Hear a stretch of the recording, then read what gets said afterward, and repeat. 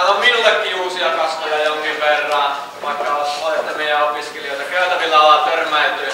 Olen Nurmisen Tuomo, morjesta, ja täällä on vierailevia tähtiä tänään, Liuta ja ainakin saman tien sitä puheenvuoroa. Ole hyvä. Kiitoksia. Hyvää iltapäivää kaikille. Joo, meillä on tässä nyt semmoinen reilu puolitoista tuntia aikaa, jossa on tarkoitus käydä läpi esittelen muutaman sanan, mikä on SLA. Netistä jos katsotte, niin se on Suomen laatuakku, mutta se ei suinkaan sitä ole. Tiedonvälitys eri suuntiin on se keskeinen asia, mitä me halutaan tehdä.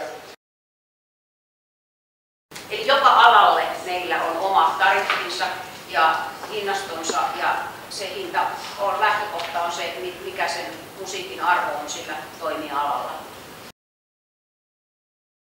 Konsta voi luoda mitä tahansa hienoa, keksitään joku laji. Miten me voitaisiin keksiä?